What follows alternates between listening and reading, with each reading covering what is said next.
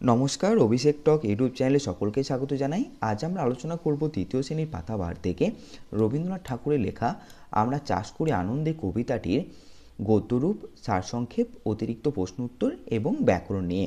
এর আগের ভিডিওতে আমরা চাষ করি আনন্দে কবিতাটির হাতে কলমে প্রশ্ন উত্তর নিয়ে আলোচনা করেছি। ভিডিওটি দেখতে অবশ্যই আমার চ্যানেলটিকে চেক আউট করে নিতে পারো, বা এই ভিডিও ডিসক্রিপশন বক্সেও তার লিঙ্ক দেওয়া থাকবে, সেখান থেকে গিয়েও তোমরা ভিডিওটি দেখে নিতে পারবে। ঠিক আছে, তো চলো ভিডিওটি শুরু করা যাক। তো প্রথমে তোমরা এই কবিতাটি ভালো করে পড়ে নেবে। তো এখন আমরা দেখে নিই কবিতাটির গদ্যরূপ। আমরা আনন্দে চাষ করি, সকাল থেকে সন্ধে মাঠে কেটে যায়। রোদ ওঠে, বৃষ্টি পড়ে, বাঁশের বনে পাতা নড়ে, চষা মাটির গন্ধে বাতাস ভরে ওঠে। মাঠে সবুজ গাছের রেখা দেখা দেয়। তরুণ কবির মন এমন দৃশ্য দেখে খুশি হয়ে ওঠে। হাওয়ায় ধানের শীষ আনন্দে মাথা দোলাতে থাকে। মাঠ, ক্ষেত, সারা পৃথিবী হাসতে থাকে। অঘ্রাণ মাসের সোনালি রোদে আর পূর্ণিমার জ্যোৎস্নায় পৃথিবী সেজে ওঠে। এখন আমরা এই কবিতাটির সারাংশ দেখে নেব। দেখো, সকাল থেকে সন্ধে পর্যন্ত চাষিরা আনন্দে মাঠে কাজ করে। কখনো রোদ ওঠে, আবার কখনো বৃষ্টি পড়ে। বাঁশ বনের পাতা কাঁপতে থাকে। চষা মাটির গন্ধে বাতাস পূর্ণ হয়ে ওঠে। ক্ষেতে সবুজ গাছের সমারোহ ও তার সৌন্দর্য দেখে তরুণ কবির মন নেচে ওঠে। বাতাসের তালে তালে ধানের শীষ দুলে ওঠে। অঘ্রাণ মাসের সোনালি রোদ আর পূর্ণিমার জ্যোৎস্নায় ধরিত্রীকে আরও সুন্দরী মনে হয়। এখন আমরা এই কবিতা থেকে বেশ কিছু অতিরিক্ত প্রশ্ন উত্তর নিয়ে আলোচনা করব।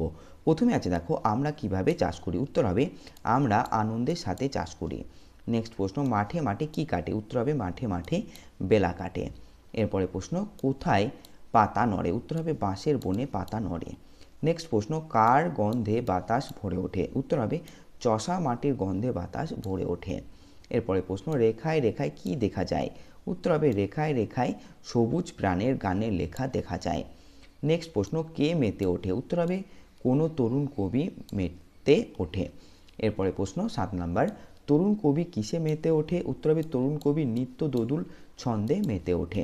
এরপরে প্রশ্ন, ধানের শীষে কি ছোটে। উত্তর হবে ধানের শীষে পুলক ছোটে। এরপর ধরা কখন হেসে ওঠে। উত্তর হবে ধরা অঘ্রাণের সোনা রোদে আর পূর্ণিমার চাঁদে হেসে ওঠে। নেক্সট প্রশ্ন, আমরা চাষ করে আনন্দে কবিতাটিতে কোন মাসের উল্লেখ আছে। উত্তর হবে অঘ্রাণ মাসের। এবার আছে, দেখো, বেশ কিছু ব্যাকরণ নিয়ে আলোচনা করা হয়েছে। প্রথমে দেখো বিপরীত শব্দ। আনন্দ থেকে হবে দুঃখ, সকাল থেকে হবে সন্ধে, ওঠে থেকে হবে নামে, তরুণ থেকে হবে বয়স্ক, হেসে থেকে হবে কেঁদে, পূর্ণিমা থেকে হবে অমাবস্যা, রৌদ্র থেকে ছায়া, বেলা থেকে অবেলা। এরপরে দেখো বাক্য রচনা করো। আনন্দ থেকে হবে আমরা বিকেলবেলা খেলতে খুব আনন্দ হয়।